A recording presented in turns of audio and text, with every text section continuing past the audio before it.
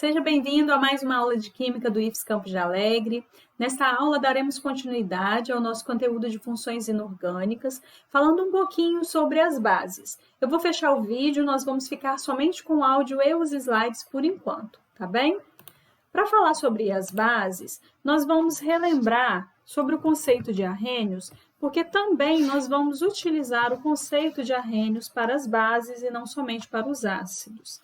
Nos ácidos, nós vimos que, de acordo com arrênios, os ácidos são uma espécie que em água liberam o íon hidrônio ou hidroxônio.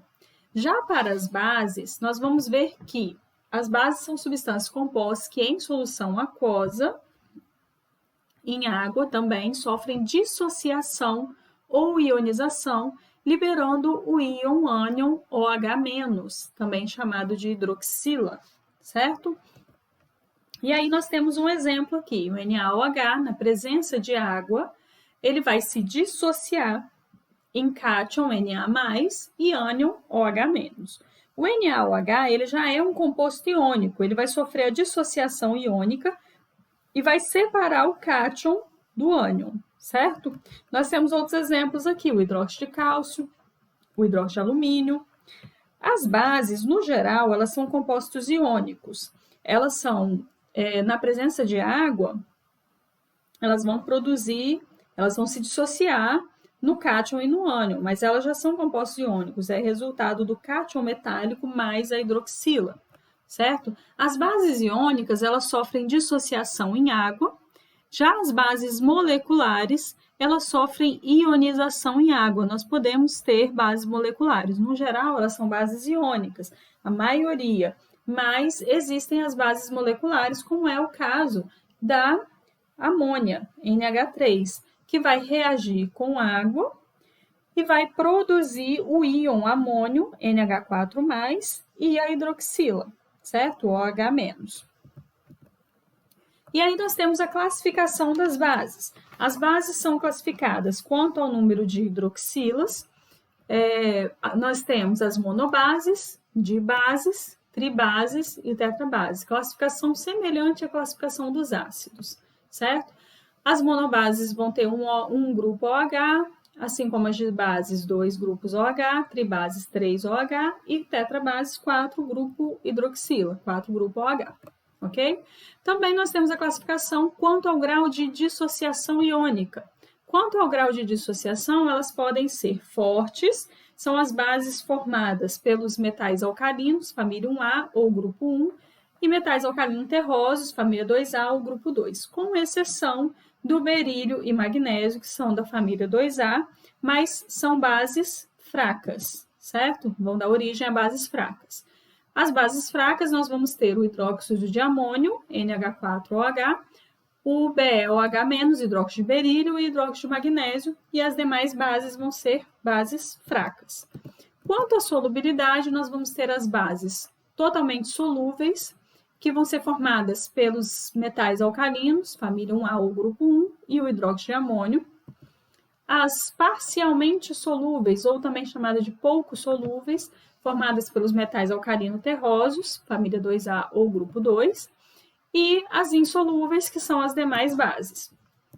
Então, nós temos aqui um exemplo, o KOH, que é o hidróxido de potássio, o potássio está na família 1A ou grupo 1 da tabela periódica, vai ser uma monobase porque tem um OH, vai ser forte porque é família 1A ou grupo 1, e solúvel também porque está na família 1A ou grupo 1. Já o hidróxido de alumínio, o alumínio está na família 3A, vai dar origem a uma tribase, porque tem 3 OH, é fraca porque está na família 3A, né? Não está na 1A nem 2A, e insolúvel também porque não está nem na 1A nem na 2A, né? Está na família 3A, então vai ser uma base insolúvel. A nomenclatura. A nomenclatura das bases vai seguir a seguinte regra. Metais de inox fixo, geralmente família 1A, 2A, 3A, o grupo 1, 2 e 13. Seguem a seguinte regra. Hidróxido de e o nome do elemento. NaOH, hidróxido de sódio. CaOH2, hidróxido de cálcio. AlOH3, hidróxido de alumínio. Também nós vamos ter os metais de inox variável. Vão seguir a seguinte regra: hidróxido de o nome do elemento e a valência em número romano. Por exemplo, o Fe ele pode ser 2+ ou 3+. O Fe, o H2, formado pelo ferro 2+, vai seguir o nome hidróxido de ferro 2 ou ferroso. E o FeOH3 vai seguir a nomenclatura hidróxido de ferro 3 ou férrico. Aquele que tiver menor NOx vai terminar em oso, aquele que tiver maior NOx vai terminar em ico. Então, vejam, se eu tenho ferro 2+ e ferro 3+, o ferro 2+ vai terminar em oso, o ferro 3+ vai terminar em férrico. Normalmente, quem tem carga variável, NOx variável, ferro, níquel e cobalto, que vai ter a variação de +2, +3, e cobre e mercúrio, que vai ter a variação de +1 e +2, certo? Então, esses são os mais comuns. Características gerais das bases. Elas apresentam sabor cáustico, extriam a matéria orgânica, deixam rosa intenso a solução alcoólica de fenolftaleína, neutralizam ácidos formando sal e água. Bases importantes. O hidróxido de sódio, soda cáustica, é um sólido branco, floculado, muito solúvel em água, além de extremamente cáustico. É usado na desidratação de gorduras, no branqueamento de fibras e na fabricação de sabões e detergentes como desentupidor de ralos e esgotos. As bases importantes: hidróxido de cálcio, cal apagada, hidratada ou extinta. A cal é uma suspensão aquosa de aparência leitosa obtida a partir do óxido de cálcio, que é chamado cal virgem, usado na caiação de paredes, na pintura de paredes e muros e meio-fio, na e na fabricação de doces. O CaO, que é o óxido de cálcio, mistura-se com água e aí forma o CaOH2, que é o hidróxido de cálcio. O hidróxido de magnésio, ou leite de magnésia, que é também obtido a partir do óxido de magnésio, é usado como antiácido estomacal e também como laxante. O hidróxido de magnésio é usado como antiácido estomacal. Ele reage com o ácido clorídrico do estômago, né, em uma situação de acidez do estômago, e vai produzir o cloreto de magnésio e água, certo? E aí, então, neutraliza o pH do estômago numa situação de acidez. Antigamente, o hidróxido de magnésio era aplicado nas axilas para impedir a ação dos ácidos que causam odores indesejáveis. Outra base importante é o hidróxido de alumínio. É uma suspensão gelatinosa que pode absorver moléculas orgânicas, usada no tratamento de água. Também é usado como antiácido estomacal, também é usado para tingimento, para preparação de resina ou verniz, para pintura artística. Como antiácido estomacal, vai reagir com o HCl, o ácido clorídrico do estômago, e vai produzir o AlCl3, o cloreto de alumínio, que é um sal, neutraliza então o pH do estômago e água.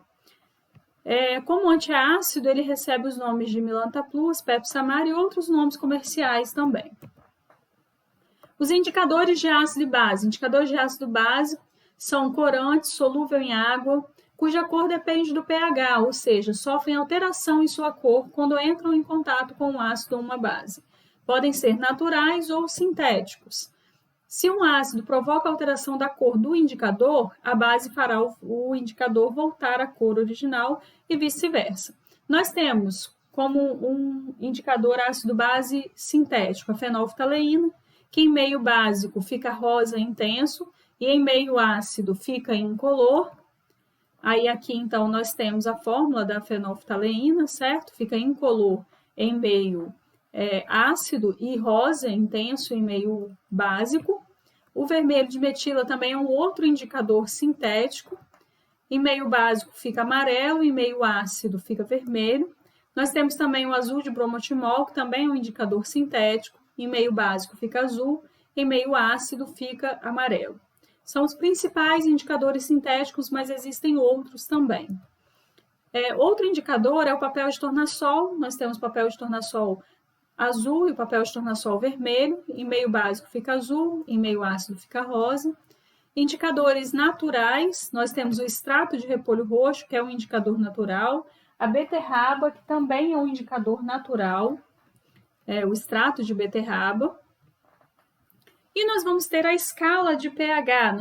Nós temos também as fitas de pH para poder medir o valor do pH de determinadas soluções. O pH é o potencial hidrogeniônico, é a medida de H+ do meio. E esse pH ele pode variar de 0 a 14, sendo que de 0 a 7 é um pH ácido, igual a 7 é um pH neutro, e de 7 a 14 é um pH básico. Então, nós temos alguns exemplos aqui.